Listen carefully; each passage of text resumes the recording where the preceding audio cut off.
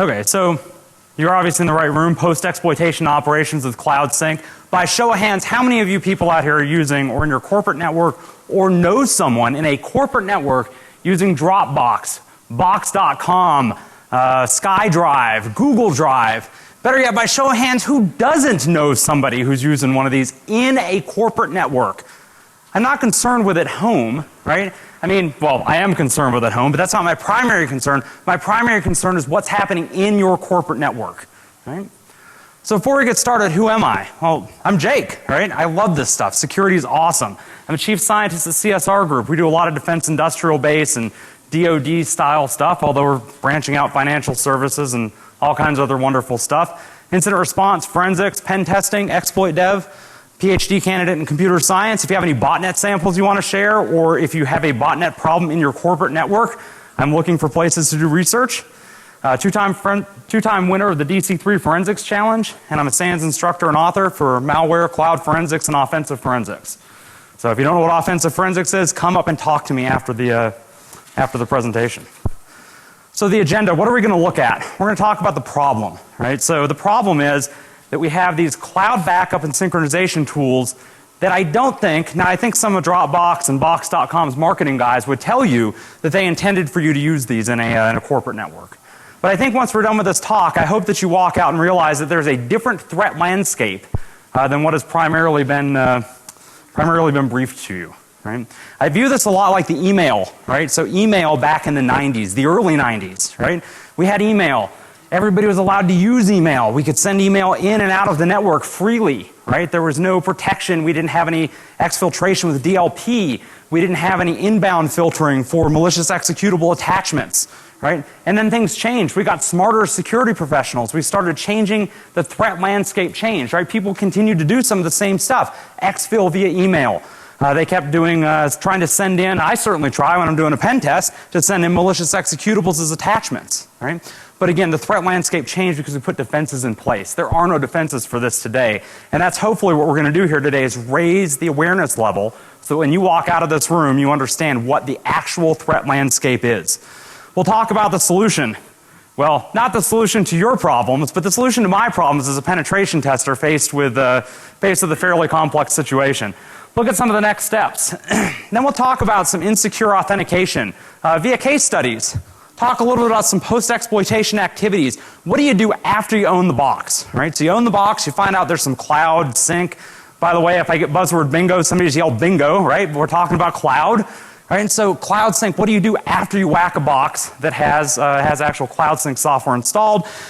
And then we'll talk about where to go from here. What are our next steps from a research standpoint, both offensively and defensively, right? Okay, the disclaimers. The damn lawyers made me do it. Okay, so my lawyers told me to tell you Dropbox isn't broken, and neither are their competitors' products.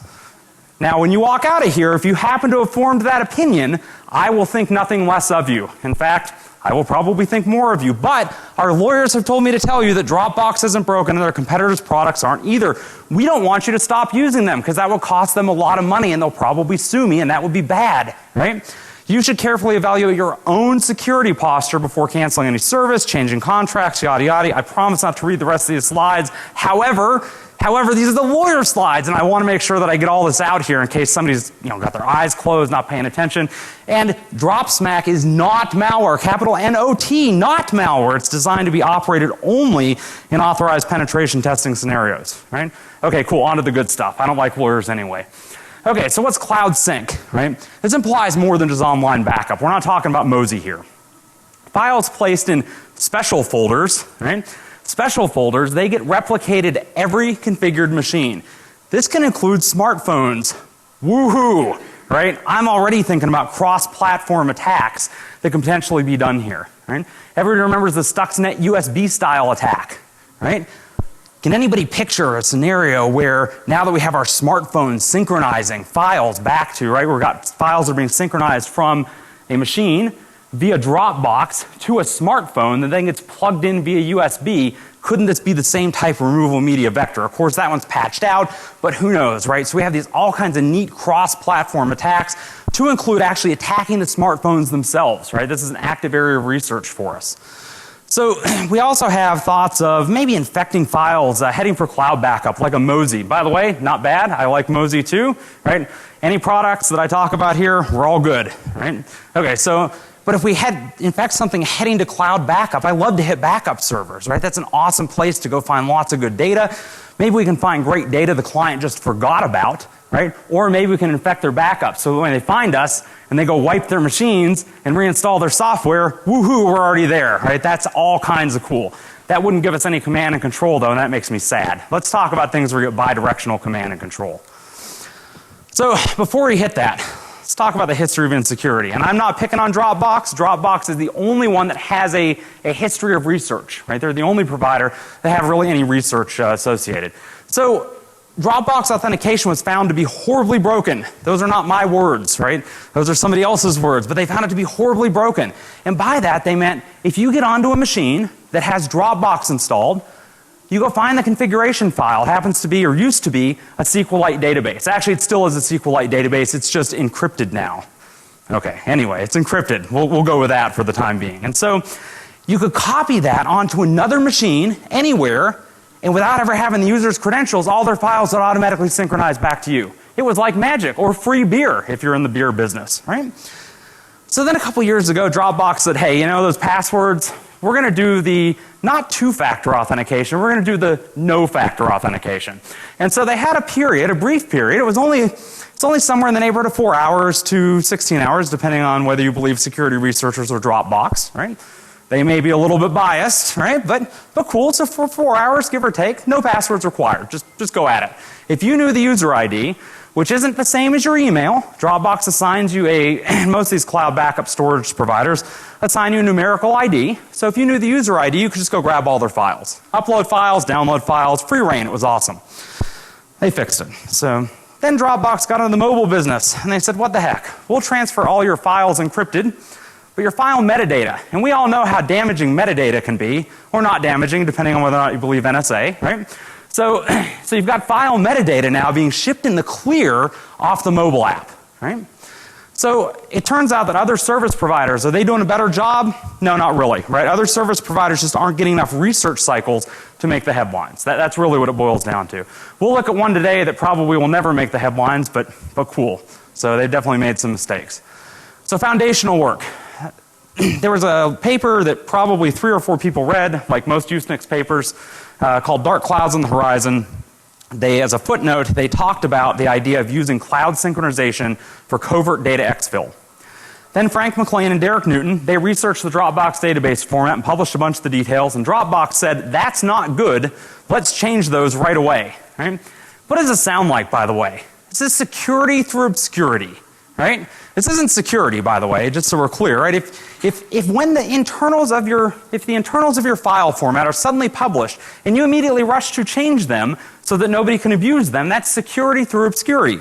And just to prove this, a couple guys whose names, well, I can pronounce rough, and I'm going to guess that's Ledoux. I'm guessing they're French. In 2012, late 2012, I believe it was November or December, they reverse engineered the Dropbox software, and they said, we want to look at this.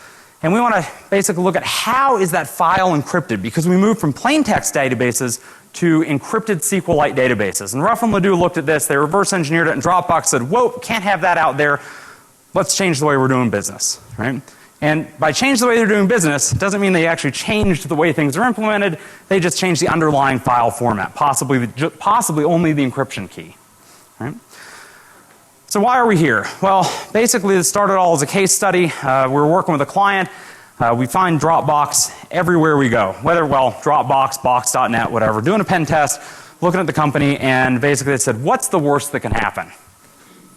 Oh no, you've thrown the gauntlet down. Let me show you what the worst that can happen is. And so basically the client wants a no-hold-barred pen test, long engagement time, completely black box.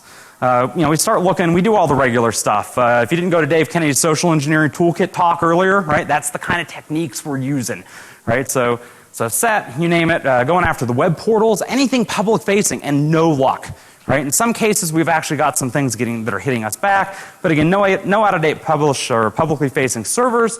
Social engineering fails due to awesomely trained employees I actually do wish that this usually happened, right? I want penetration tests to be a challenge. I don't want to walk in and have like be in 20 seconds flat, right? It takes the challenge out of it, right? We're all hackers, or I presume most of you guys in here are hackers, or at BlackHat for crying out loud, right? We're here in security because it's challenging and it's awesome, and we want pen tests to be challenging and awesome. So physical security, rock solid. The guest wireless network, it's completely segmented from the production network. Production wireless is actually properly secured, right? This almost never happens. We normally send a lot of spam. That fails too. Unfortunately, dog no longer with us, right? But some users actually are clicking on some of the payloads. They're just not calling back. Now, Dave showed some awesome stuff today with SET that may have worked for us, right? That wasn't available then, unfortunately, right? So keep spamming just in case, but no go, right? So social engineering, no go. Spam, nope. Web apps, no go, right? Basically nothing's working. Okay? So time for plan B, right? Time for plan B, because we got fail up to this point. So we find a CISO, right? And he comes to an ISSA meeting and leaves his laptop for about 30 seconds, right? Maybe less. That's all it takes with a human interface device. If you're not familiar with a Teensy or a rubber duck, right? Go buy one. They are awesome. You plug them in and they register as a keyboard. And then they will, as opposed to a USB device. Even if you blocked removable media, this doesn't show up as removable media. Rather than transferring a file by, say, like copying it via removable media, this registers itself as a keyboard and types out your binary file. How cool is that, right? So 30 seconds later, we're on his box. Okay, awesome. So surprise, guess what? Your awesome corporate firewall sucks when the CISO is not sitting behind it. And this happens all too often, right? In fact, anybody here that's using the BlackHat wireless network knows, right, that you're going to get hit about 30 times a minute, right, sitting on the BlackHat wireless network, and all your corporate protections are for naught, right? So now all we need to do is pivot into the internal network over the VPN connection, because this is our normal MO, right? We get on the laptop where it's not protected, and then we use the VPN connection to go back into the network. But no VPN, right? And so this actually, from a pen test standpoint, that was the case. They had decided that, I suspect it was because of incompetent system administrators, but whatever, it doesn't really matter. They decided VPNs were no good. And so they said no VPN on the CISO's laptop. No evidence of USB drive use, and the reason for that was they had awesome, well, there's no such thing as awesome DLP software, but they did have software that was configured to prevent removable media. So prevent the use of removable media. But we find that he has confidential corporate documents, so how is he getting it on the machine? Well, you're going to talk about Dropbox, so you guessed it, it's Dropbox, right? Give that man a cookie. So it could have been any cloud sync software though. Title of the talk though might have clued you in. So what now? So it stands to reason that Dropbox is how we got these files here in the first place. This means Dropbox is probably installed inside the corporate network and is allowed out by the firewall. All we need is C2 over Dropbox. We can already deliver files. Dropbox gives us that ability. We just need command and control. Oh, that didn't work well. There we go. So Dropspec's born. So Dropspec communicates by monitoring the sync folders for tasking files. Basically what you're doing is you're going to configure Dropspec, and it's fully configurable. All you have to do, we distributed the source code, it's posted online at the BlackHat website. You don't even have to know C++. All you have to do is go in there and you just have to change the names of the files, right? And when it finds a file with that particular name or starts with that name, right? So in our case, I think we're using stats and reporting and something else along those lines. There's 3 of them there, but you could change and make it 8, 10, whatever. Basically what happens then, it looks for those tasking files. And again, those are files of that particular name. Right? It doesn't care what the extension is. It doesn't care what the actual file content is besides the actual tasking. And so it's going to pull the file, or basically pull that file sync folder looking for those files and exfiltrate the files using the same mechanism. So you can say, show me a directory listing of the user's desktop. And when that comes back across to the CISO's laptop, you have an interactive shell on, by the way.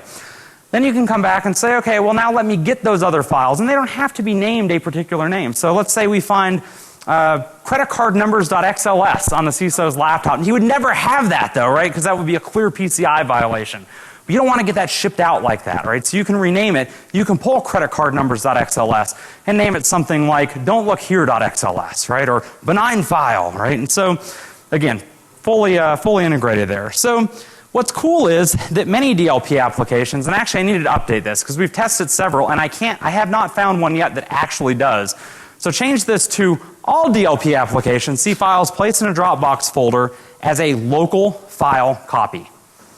Let it sink in for a minute. All that stuff that you have, all the rules that you have on your DLP software to protect your credit card numbers, your PII, whatever those magic keywords are that you set up, that you say DLP don't allow this to go out, your DLP software sees upload to Dropbox as a local file copy, right? Because you're placing in any folder on your hard drive that just happens to be synchronized by Dropbox. I'm not crapping on DLP software today, by the way, right? DLP is a hard challenge. So hard, in fact, I don't think anybody has it right at this point. But hey, usually we like to use encrypted RARs for these, right? You like to do encrypted RAR files so that you don't see it going out over the network. It makes it much more difficult to check. In this case, though, we don't have to do that because Dropbox encrypts the traffic for us, right? It's going out over SSL, HTTPS. So again, we can exfil files that way. So basically, this is the communication layout. Again, we've got the laptop at home, on the road warrior, whatever the case is. Ultimately, then, we're using the Dropbox server to pivot into the user's workstation. Again, this is phenomenal from a NetFlow. How many of you guys are using NetFlow? Holy goodness, I see like 3 or 4 hands. Leave this talk and go find out about NetFlow and use NetFlow to defend your networks. It will normally work. Now, of course, I'm going to tell you in this case it's not going to help you, but in most cases it's going to help you, right? Because if you're being hit by APT1 or, oh man, God just killed a kitten somewhere, but if you're being hit by some threat actor, right? If you're being hit by some threat actor, you want to be able to look at why do I have lots and lots of traffic? In particular, I have a lot more traffic going out than I have coming in to a particular IP. That's usually a sign of data exfiltration and something bad, right? This isn't even IDS signatures. This is counting bytes. It's arithmetic, right? My 6-year-old does it.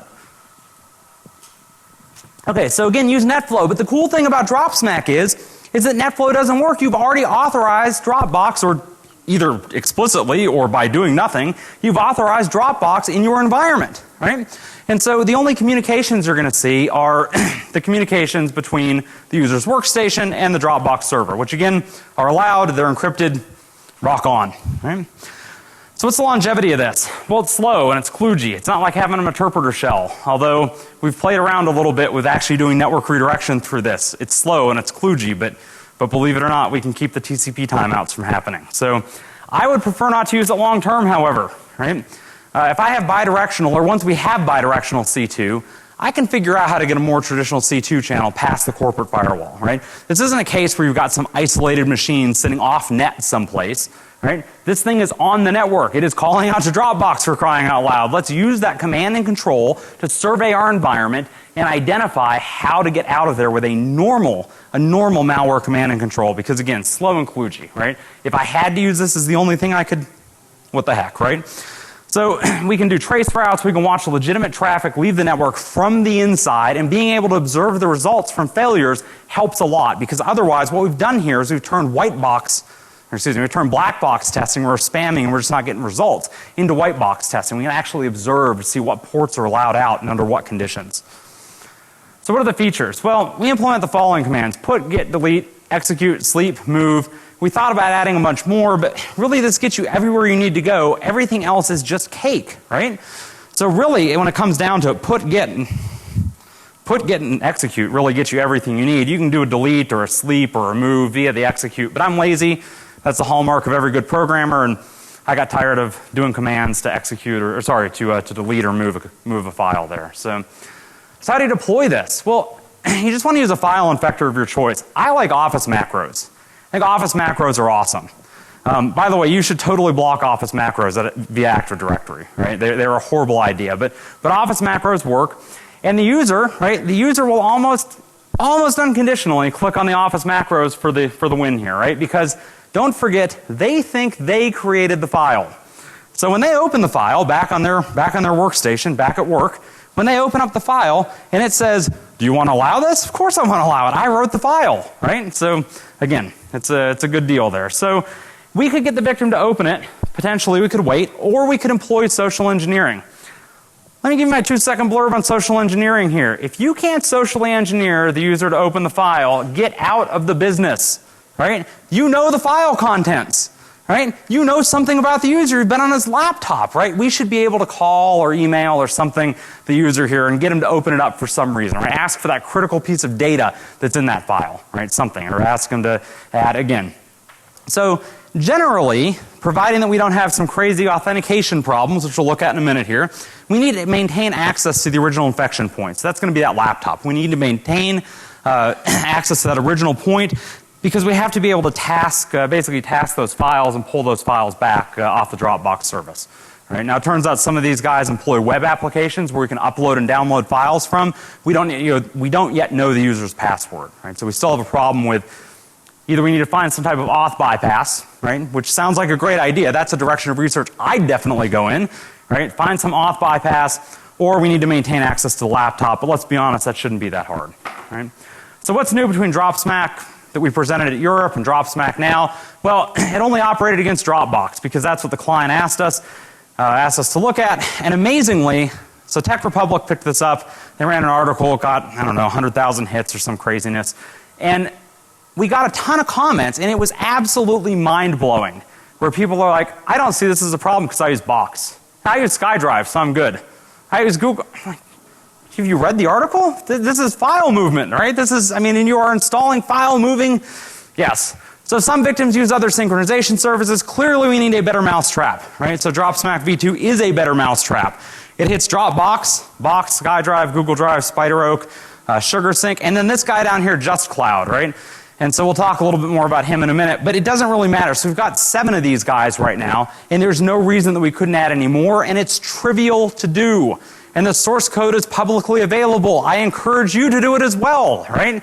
Go demonstrate to your CISO tomorrow, or if you are the CISO, call up and stop this before you get home, but demonstrate to your CISO tomorrow the actual threat landscape, right? The actual potential vulnerabilities that you're exposing yourself to by having this stuff running inside of your network.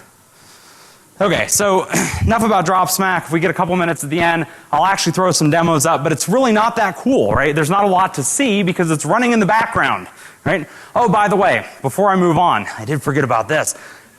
Dropsmack originally used to call itself Dropbox Sync. Amazingly, an antivirus vendor who I will not, DropboxSync.exe, an antivirus vendor who I will not name here, but if you want details, come grab me after the talk, actually created a signature looking for DropboxSync.exe. Now, nothing could be more fragile than looking for the actual name of the executable, but sure enough, they did it. And so as we were building this, we thought, we should make this easy to change, and it wouldn't make much sense in the process list to see DropboxSync.exe if indeed you were using SkyDrive. And so changed all that. This automatically detects which service you're using and camouflages itself appropriately, right? And so we thought about doing some awesome DLL injection into Explorer. I'm sure there's a couple of people out there thinking, why are you running processes in the process list? Because the lawyers told us to, right? Because really at that point you're not talking about a pen testing tool anymore. I'm talking about like releasing rampant malware. But you could take the code if you were so inclined and very quickly package it into a DLL. I wouldn't encourage anybody to do that, but rock on, right? So you may not be presenting it at BlackHat and being videoed by the guy at the back there where everything goes on the record for potential long-term court use. Okay, so let's talk about insecure authentication. So when I started looking at these sync applications, everything I saw was HTTPS, with one exception with a mobile service, but they fixed that. Turns out I wasn't the first to report it. By the way, I don't know how I'm not the first to report that and it still happened. Never mind. Okay, good to go. So started looking at this. Everybody's using HTTPS. I thought, awesome, these guys aren't total idiots, right? I'm always disappointed when I think that. I think these guys aren't total idiots. And then I turn out to be disappointed. But I kept looking anyway. Then I found this and I thought, is it 1999?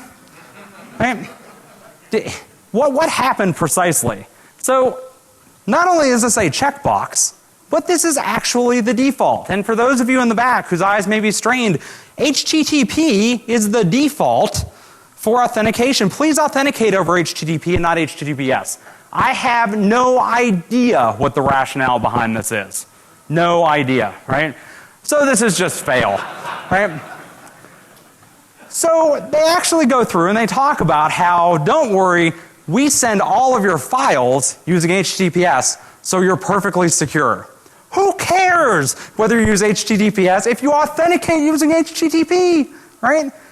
I mean, everybody in the room here, I think, can develop a trivial exploit against this if you're authenticating using HTTP. You know, Jean-Luc Picard there will tell you one facepalm just can't do that justice, right?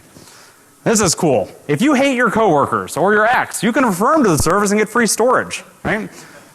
Awesome. So who is this? Who produced this big bag of fail? By the way, I'm looking for all kinds of Twitter hashtags with BBOF, right? Hashtag BBOF, big bag of fail, right? But seriously, right? Who produced the big bag of fail? This is called Just Cloud. It's a company you've probably never heard of. I hadn't either, right? But it turns, until we started doing cloud research, it turns out that they have several different brandings that are part of Backup Grid. And so this backupgrid.net guys, yes, okay. So the ones we looked at, they were using the same awesomely secure software. So this is like a rebranding, reselling. What's really cool about this then is that this problem is exacerbated over several different services, not just one, right? And again, people are using this. They're paying for it, right? It blows my mind. How did I find Just Cloud? So I was actually for an earlier presentation, because I know what you're thinking, why am I picking on, this is like picking on the slow kid, right? Why am I picking on these guys? Well, I was actually searching Google for SkyDrive because I was looking for their logo, right? And I wanted to use it for an earlier presentation. I Googled SkyDrive, and this actually popped up in news for SkyDrive, right? And they're like, forget SkyDrive, Dropbox, Google Drive, right? Get the top cloud storage free. I thought, what the heck? I got nothing better to do. My blood alcohol level is probably 0.06, 0.08, something like that. Cool, I'll take a look at this. Right? I don't think this is really news, but it was under community events, so you can just drop your Dropbox and, yep, I don't want to live any place with paper like that, but cool, okay. So then I went to try and disclose this. And there's no contact info at all. Welcome to reseller storage. So I did go to Backup Grid. I didn't go to Just Cloud originally. I went to Backup Grid. But it turns out that if you're not buying something from them, they really don't give a cat's meow, expletive deleted, right? So this is great news, no contact info at all, but the login form, believe it or not, is HTTP. And it's not one of those magic HTTP forms where it only posts to an HTTPS form, right? We've all seen those before. Those are still a horribly bad idea, right?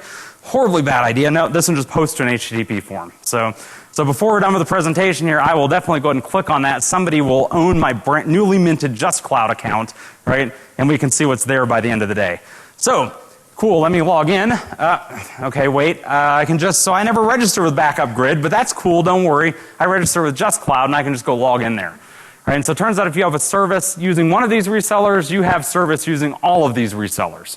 Right? They're all rebranded, they have their neat little pictures, all that good stuff. So, okay, I thought maybe I'll contact support. No, they don't have links up there at all, right? And so I'm thinking, are you clowning me? What's going on here? Okay, well, it's cool. So again, there's a service called Zip Cloud. It uses exactly the same software.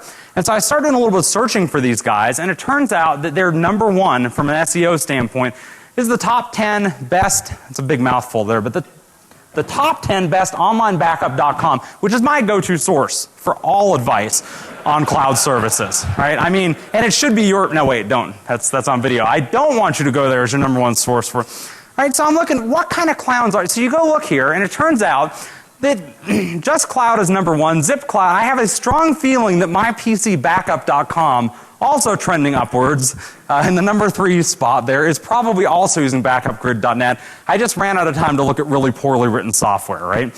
So, but look at where Dropbox and Box are, right? Way down at the bottom, right? SugarSync at least is making an appearance somewhere here.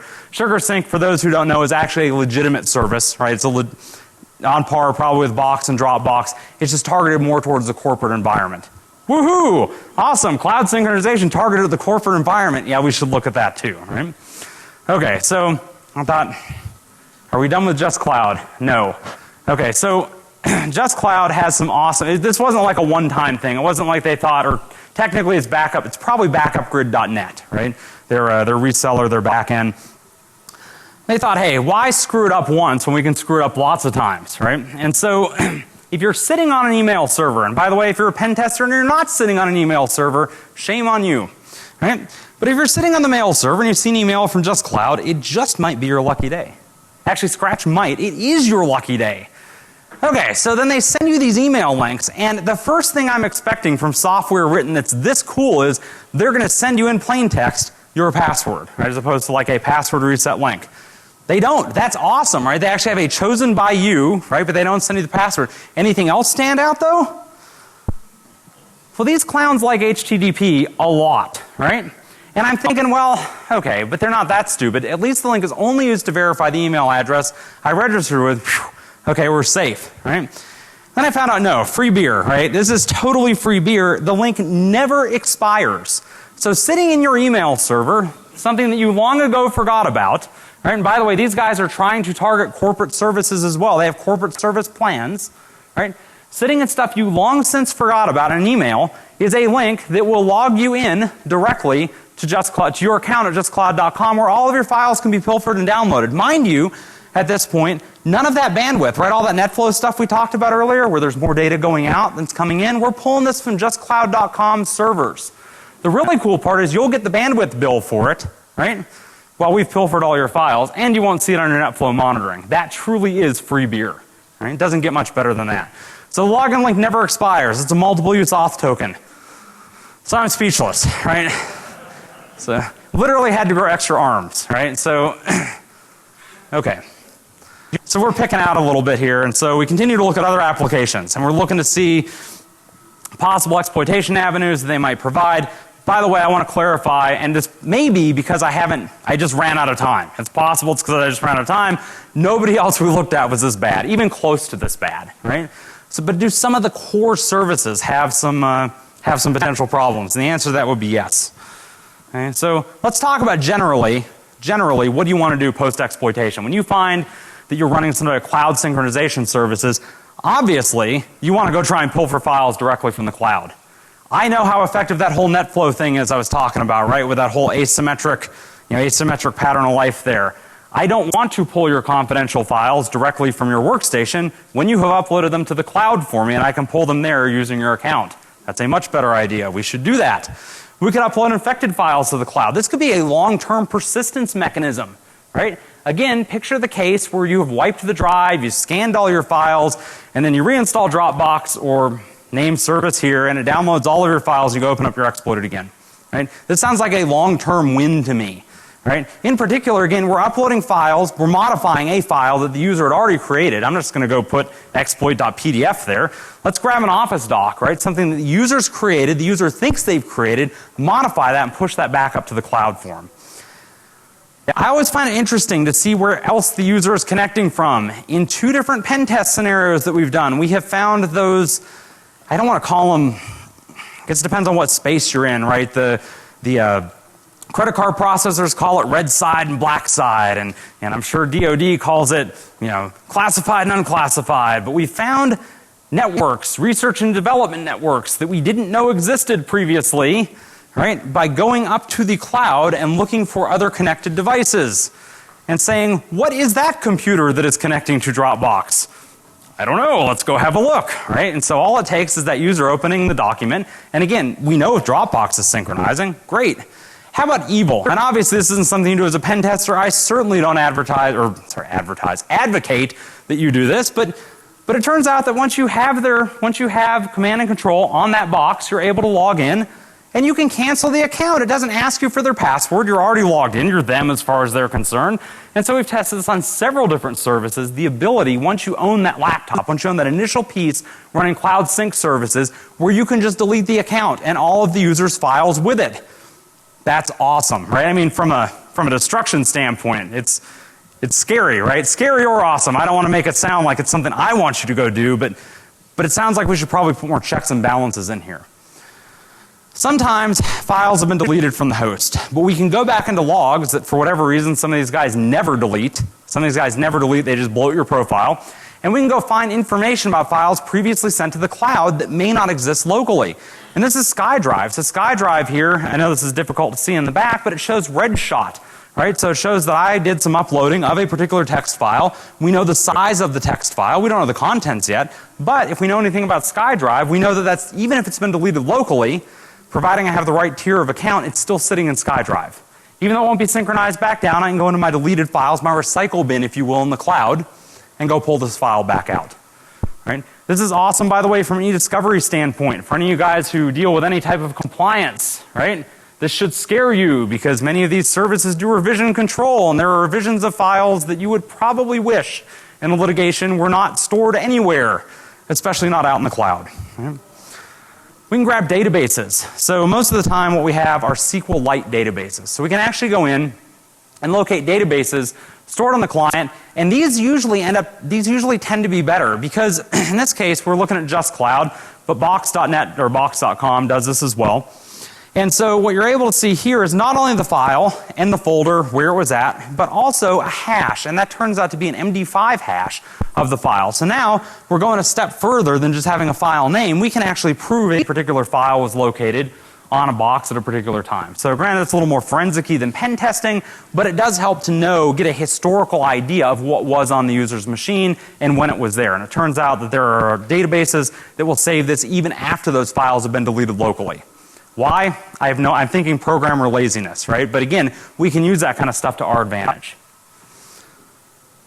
Okay, so this is pretty cool from Just Cloud. And so users can be enticed to enter phone numbers for free add-on storage. This actually happens with some of the mobile stuff too, right? Phone numbers are awesome for social engineering. I can think of all kinds of things to do with phone numbers. Most of them are not legal, right? But again, if you're a BlackHat, what do you care about legality anyway, right? So in some cases, the web interfaces actually allow file upload. Now, picture the Just Cloud example, right? You have a link that logs you in anytime you want, from any device you want for that matter. Turns out the Just Cloud's even a little lazy about actually logging the IP that you're coming from. Woohoo, right? That's awesome as well. And so with that email link, we can move malware to the, I'm thinking dropstack, not malware, pen testing tools, right? We can move those to the endpoint client. Right? So we can upload and download the files. Now we don't even have to maintain access to that initial laptop. We can do it all through the web or all through the cloud, right? Using their web interface. And that's awesome too. Right? Oh, go ahead. I saw the click. Oh, okay. Okay. So this one is my favorite by a long shot, and this is Dropbox. I have no idea, and if anybody in here has any ideas, please come up and talk to me after the fact. I do not know why your cloud storage requires an RSS feed. I don't. I can't think of any legitimate use. I can think of tons of illegitimate uses for this. I can think of 0 legitimate uses. So it turns out that you can click this little button and turn on the RSS feed, right? Once you have access again to their account. Turn on the RSS feed. You don't even have to go back and check Dropbox at this point because you have an RSS feed. You don't have to go back, log into their account. It tells you, FYI, you just uploaded whatever. In this case, it's crashreporter.exe. Now, when you click on that link, you actually have to authenticate to grab the file. But if you have one of those nice permanent authentication links, what do you care, right?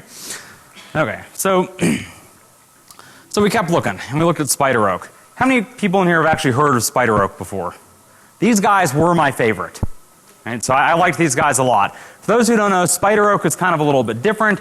The idea is that they don't store anything unencrypted, right? And by unencrypted meaning they can't read it themselves, or at least they claim, and that's about the best we're going to get with the cloud, right? So they claim they can't even read the files that are there. They're encrypted client side, uploaded, and they're encrypted with your key, right, that's generated client side. Okay, so that's cool.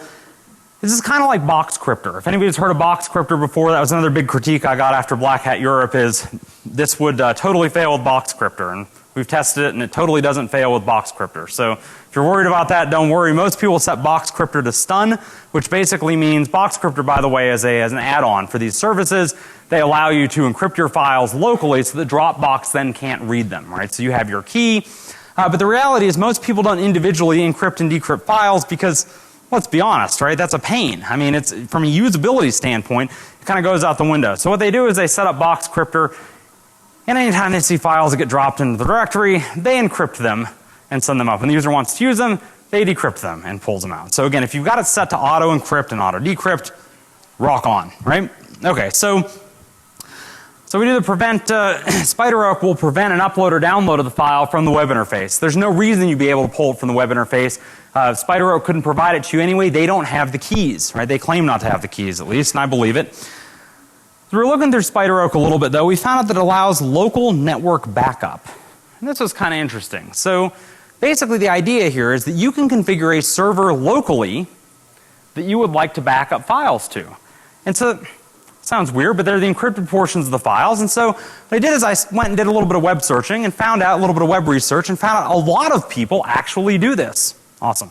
So I found out a lot of people actually do this, right? So with the Spider Oak, with the saved creds piece, and here's what it looks like. And so what's happening here is that you put in, your IP where you want to send this stuff to, and your username and your password, and you can see TCP port 22. That's awesome. That's SFTP. Being the reverse engineer guy that I am, I do a lot of malware reverse engineering and vulnerability discovery and that stuff. I was totally going to RE do a bunch of reverse engineering, get this stuff out. That was my plan. Because I like stored creds because they allow you to pivot to other network locations. You have a guaranteed user login at this point on some remote server in their network, and I'm betting if they're doing it for this one in a corporate environment, if they're doing it for this guy, they're doing it for a lot of people, right? And so we can get onto the server and maybe it's not patched, all that good stuff. And then we looked at the drop down and we noticed FTP is allowed. And that made me all kinds of happy because it saved me all kinds of time. We didn't have to do any reverse engineering. This stuff is still out there. This isn't a vulnerability technically, so they don't want to fix it because you have to have, let's be fair, right? For you to exploit this, you have to already own the user's laptop, right? Now we're talking about a pivoting mechanism. But realistically, for this to work, they have to save the creds. And for you to change SFTP to FTP, it doesn't ask you to re-enter the creds. The creds are still there. Granted, they're masked. I checked the little, could you unmask them using one of those usual, one of the usual suspects? No, you can't unmask them. It wasn't quite that easy. But that's okay. You just change the config to point to an FTP server. Start up an FTP server. Put files in the sync folder, and SpiderOak will dutifully synchronize those to the web and FTP into your server with plain text credentials, and now you can go own that SFTP server somewhere else, right? Which makes me all kinds of happy, right? And so we haven't used this yet in a network pen test, but you should. And when you do, right, let me know about it. I would love to hear about it and put this in as a success story, right? Because that's profit at the end of the day. It's like a free network pivot to something that is guaranteed to be a server, and that makes me just giddy, right? And we looked a little bit further, and they have this little checkbox where you can enable remote diagnostics. And I don't know what the F remote diagnostics are, but they really sound like trouble to me. Right? So we're talking at this point, I have no idea. We haven't done the reverse engineering yet. I ran out of time to look at it, but I'm betting this is another big bag of fail. Right? So kind of like the Just Cloud stuff. So prevention, right? Please, for the love of security, start whitelisting. Right? It makes the job just moderately harder. Pen testing in general, it makes moderately harder. Let's be fair, whitelisting isn't going to cover you in every case. And certainly again, we can get around it, right? I would actually suggest that you use services like SpiderOak that don't store your files unencrypted in the cloud because that takes that whole bypass out where we can get rid of that laptop and just go directly to the cloud. I can't do that with SpiderOak because they don't offer it as an option. And the reason they don't offer it as an option is because they don't want to. It's because their architecture doesn't allow it. Right? They don't have your keys, therefore they can't provide you anything. Why implement the interface? Box cryptor is another option. So the bonus is you can keep using the same service, but if you just unwittingly encrypt and decrypt your tasking files in exfil, this will not help you a bit. Right? In fact, you then become part of the evil chain there. Right? How about detection? We want to look for those tasking files on the end hosts. Turns out this is very difficult because, well, you can change the tasking file names, and I'm sure somebody will have a signature for the 3 that we published on BlackHat, so don't use the ones. Don't use the executable that you can download from blackhat.com. Download the source code and compile it, right? It's just that easy. Just press build, change a couple of the strings in there, and press build, and you're done, right? I thought about doing external configuration files, and then I thought that's just one more thing that somebody's going to signature on, and you'll have to recompile anyway. Why add the complexity? If you're doing detection though, if you employ a next generation firewall, somebody should be yelling buzzword bingo now, come on, right? If you employ a next generation firewall, you could potentially watch for sensitive data leaving the network. This presumes that there's some exfil to detect. So if we're not exfiltrating data that matches any of your DLP signatures, I talked to a lot of the next generation firewall guys here. I actually kind of baited them into discussions right in the vendor hall, and nobody that I talked to was able to actually do anything with this. Right? So as we walk through the scenarios, there are a couple that are like, yeah, so we do SSL in the middle, and I'm like, oh cool, so you're going to decrypt my SSL. That's SSL proxy, that is what a next gen firewall is. And then we said, so how are you actually going to prevent the files from leaving? Well, we'd run standard DLP signatures against, really? Is that ready to go today? I can go deploy this at my office. All right. Well, so conceptually, got it. Okay. Yep. So nobody was ready to sell me a product this week, right? So, but okay, possibly. Thanks. Watch your process list. This shouldn't be news, right? You should be watching your process list anyway. Again, if we do something like DLL injection, that's not going to help you. But again, whitelisting, right? Makes the job that much harder. So Dropsmack can get a lot better. We looked at re-implementing it as a shell extension and or injecting into Explorer. Again, the lawyers, so that makes it look a lot like malware. Granted, our lawyers aren't really that smart. We had to explain to them, the consequences and the hem and the haw. But ultimately they said, hey, is there a legitimate pen testing use where you would need to persist long term on a box, inject it into Explorer as opposed to running the process list? So, well, no. They're like, well, then it's malware. Okay, I give up, right? So, what we can do, and we've demoed this a couple of times to clients, is bridging multiple synchronization services. Right now, it's a little bit of a pain. We have to run 2 instances. What do I mean by this, by the way? Well, picture that you have a user. We've compromised him on the road. He's running Dropbox. And we get back into the corporate network, we're in that process list, and we see SkyDrive in the process list. Well, I know where Dropbox goes, but I don't know where SkyDrive goes yet, right? And so Dropsmack at the moment won't check multiple folders and deconflict. Created a lot of problems for building the tasking files. So what we did when we demoed this is we just uploaded another copy of Dropsmack, pointed to SkyDrive, and said go. Right? We had to disable the automatic checking because it detected Dropbox again, and that was bad. But so we just pointed to SkyDrive and then created different tasking files, and don't worry, they just copy across one folder to the next, and now we're off to places we never knew existed before, right? This again is like free beer. We could create unique identifiers that would help resolve this. Again, that just complicates your job in using this, right? Going out and pwning corporate networks using Dropsmack. I mean, checking, testing security in an authenticated manner using Dropsmack, right? So again, unique identifiers would help.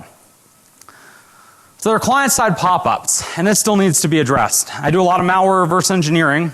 These pop-ups happen a lot in malware, right? These pop-ups actually happen to be legit. But when Dropbox synchronizes a file, you actually get a little pop-up and it says, hey, FYI, right? There was a file added or a file changed or a file deleted.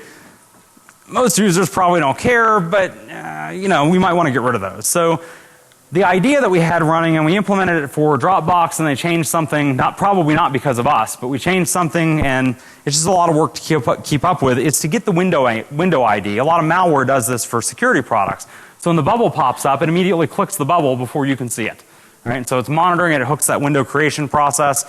I'd like to hide the tasking files, but really exfil, it turns out, is really less of an issue because Dropbox sees it as you put, and these synchronization services see you as putting the file locally, so they don't alert you on that. It's just when you're tasking, it's coming down.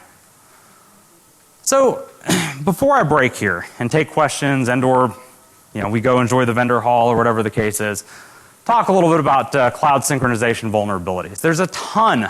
There are a ton of vulnerabilities in these cloud sync products. If you're not convinced now after this, right, where we looked at a couple of these guys, let me tell you there are definitely more out there. We have a couple that we're sitting on that for a couple of reasons for where the funding money came from, we can't disclose here.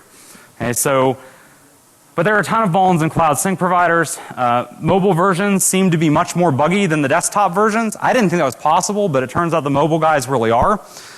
The vendors appear to be rushing to market with little concern for security, and the bug bounties are almost completely missing.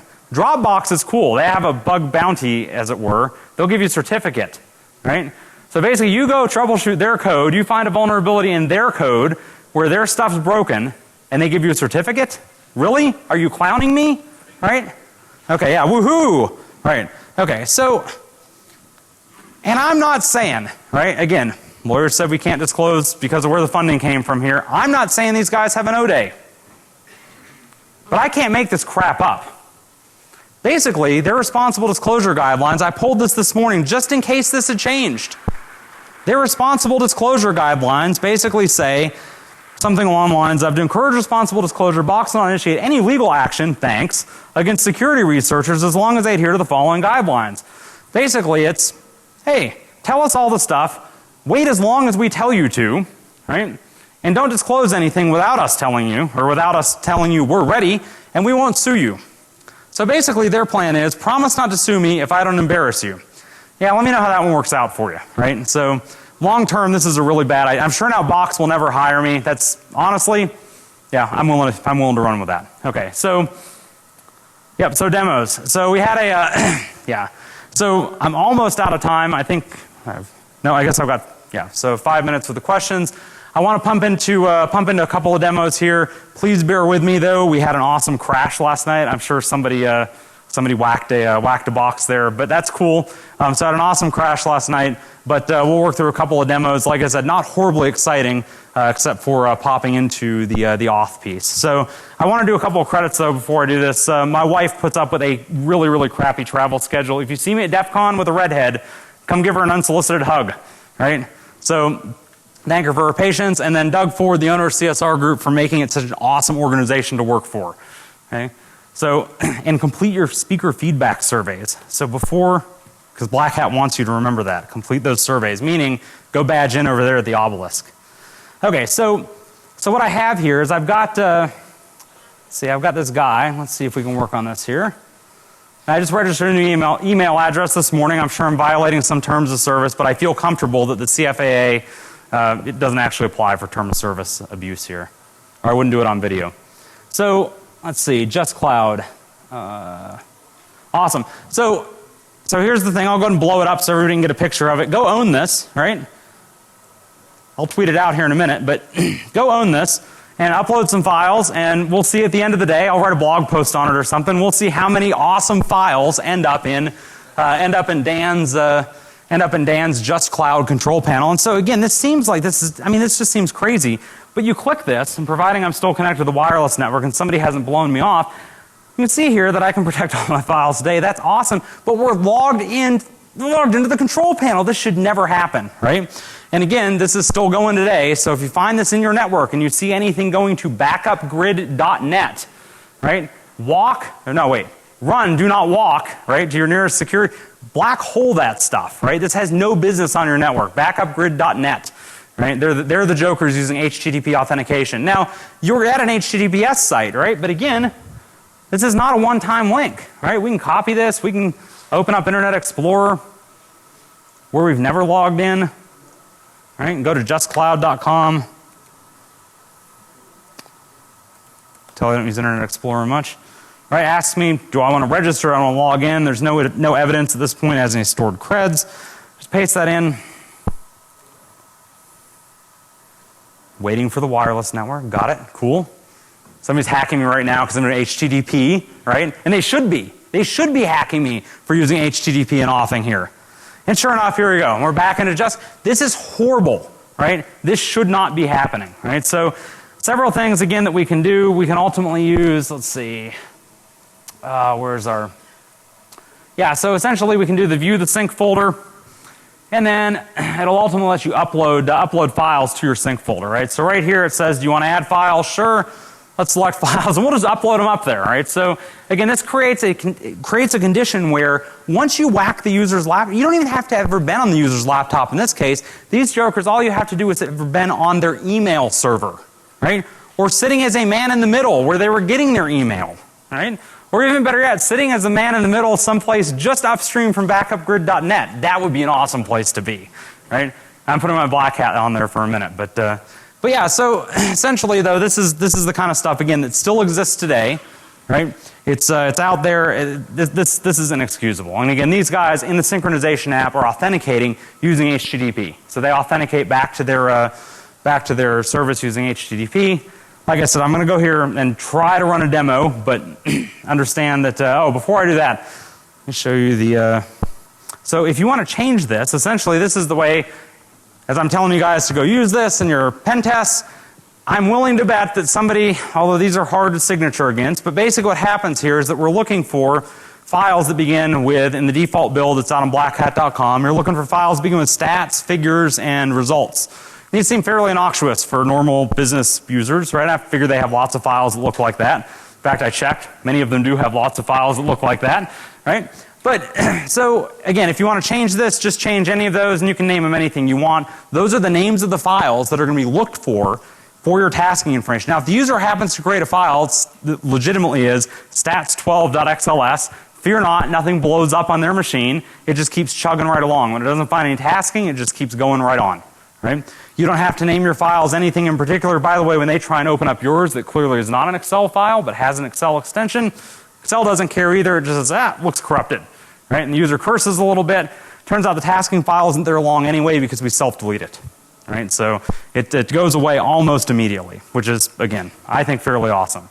So before I try and jump into what is likely to fail from a demo standpoint, and show you again some of the file names that are here at this point. So we tried to go with this helper, this underscore helper.exe. So whatever the process name is in the list, because again, system admins I found are generally they're gun shy, right? They're really gun shy about trying to blow away processes that look legit, right? And so again, in this case, We're looking for Google Drive helper, just cloud helper, so you kind of get the idea. So if the original name is just cloud.exe, look for helper.exe. And again, the code is out here.